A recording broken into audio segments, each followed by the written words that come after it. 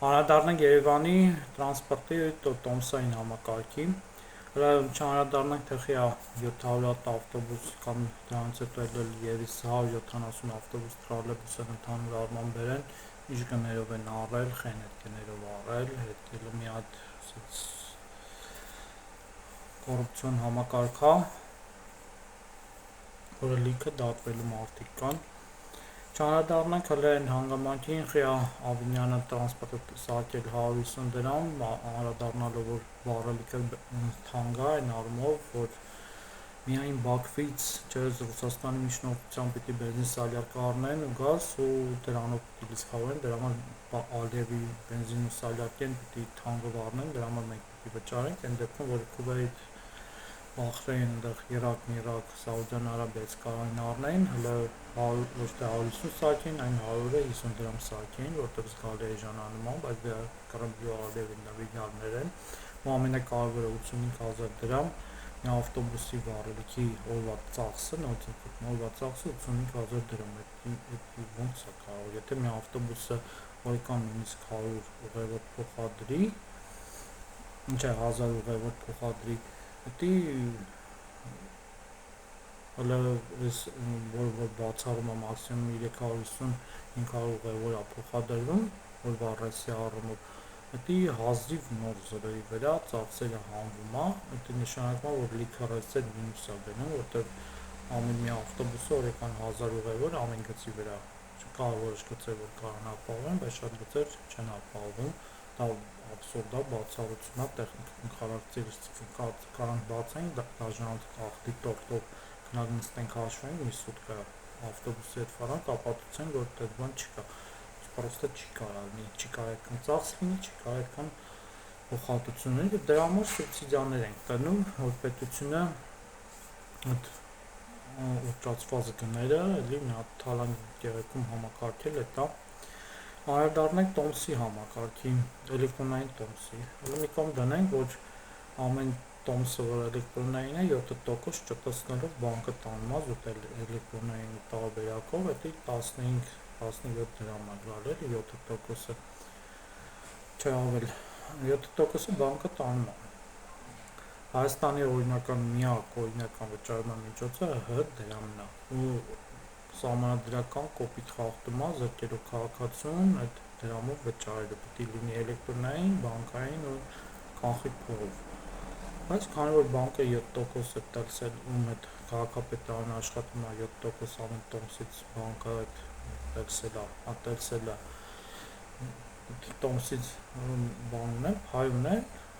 դրա համար սարքել են 150 դրամ, դրա համար սարքել են էլեկտրոնային, հիմա կոպիտ սահմանադրական խախտում անելով բաց այդ կողմ, դա ծավալքանու որոշում չկա, որ պիտի միայն էլեկտրոնային վճարումը լինի, կա վատ, որ եթե կա հրապարակ է, որտեղ դա բացահայտ մենակ հավաքանին կարա հաստատի, որ ավտոբուսը կարա էլեկտրոնային լինի, սահմանադրական դատարանով պետքա, եթե իրավաբաններ կան, նախկին ներկաների ասոցիացիով, այդ ամենը պետքա վիճարկենք։ Նորից եմ կրկնում, եթե կան իրավաբաններ, որ հանրային գործունեությամբ կարան աջակցեն այդ սահմանադրական նորմը խախտելու համար, որ միայն էլեկտրոնային պիտի վճարես տոմսերը, որտեղ դա Հայաստանի միակ օրինական վճարման միջոցը, դա ՀՀ դրամն է, տոմսերը պիտի ավտոբուսի տրանսպորտը լինի կանխիկ, էլեկտրոնային ու քարտային։ Հələ դի կրիմինալ մի հատ համակարգ է այդ կասովի ապարատներ, որ մենակ 100 դրամանոց են գցել մի հատ ԿՊԱ-կանի բիզնեսները հələ տեսել այդ ապարատները էլեկտրոնային հələ չեն խորանում ինչ գնով են արխեն թանկ առել զուտ սահմանադրական նորմերի խախտման իրավաբանն էլ այդ հանրային գործունեության մեջ փող չկա էլի դուք հանրային գործունեությունն է նախկին ներկաների հետ ասոցիացված մարդիկ պետք չեն լինեն հիմա տուգանքի առումով ուրեմն ամենալպրծությունը կարում է նրանում որ 150 դրամանոց տոմսը կարաս գնայիս ժամտուտ անցնի ու այդ տոմսը կորում է օրական 550-ից մինչև 700,000 տոմս է վաճառում թե քանի տասնյակ հազարն է տես կորում ու այդ բանը գնում 150 դրամի համարով անգնելու դες դեն մարդը տոմսը այդ բերի 15000-ով 100,000-ով տոմսեր կարողական կորի, որ աստղաբաշխական թվեր է դառնում, բայց մարդը տոմսը չվճարելու համար, իր քարտով տոմսը չվճարելու համար, ոսկի քարտը գցեցի, բան, այդ օրը օգտվեցի, տոմս մնաց, հաջորդ օրը չօգտվեցի, դա մնաց ջրվեց, դա ոչ մեկին չի ուզում։ Ինչևէ, ամենախնդրահարույցն է, որ չվճարելու համար տուգանվում է 10,000, 15,000 դրամ, ու ուրիշ լպիվություն է կարող լինել, որ քո քարտը չի, ուրիշ քարտով ես վճարում, տուգանում ես, ուրիշի տեղն ես վճարում, տուգանում, դա միայն ավականու որոշումով կարող լինի, որ չի, ավականի որոշումը կարող է չվճարել հաստատ, ես տենց բան չեմ գտել, եթե կա, հղում ուղարկեք, ավականին միայն կարող որոշում ընդունի, որ չվճարելու համար տուգանեք, նույնիսկ տուգանքի չափսը 10-15,000 էդի աբսուրդի ժանրից է, էլի, այդ 150 դրամը մեզնից գողնում են, բայց իր 150 դրամ չվճարել 15,000 դրամ տուգանում են։ Հələ մի կողմ ենք դնում, որ 1800 այնտեղ տոմս տուգող հսկիչներ են վարձել 1800, ավտոբուսի շոֆեր չկա, 1800 հսկիչ են վարձել։ Եթե 10,000 է տուգանքը, օրվա մեջ հաշվենք 10 հոգի է տուգանում, դա գալիս է դոլարային էկվիվալենտով 10,000-ը 27 դոլար, 10 տուգանքը օրվա մեջ 270 դոլար, տարին ունի 365 օր, 270 անգամ 365, շուրջ 98,550 դոլար,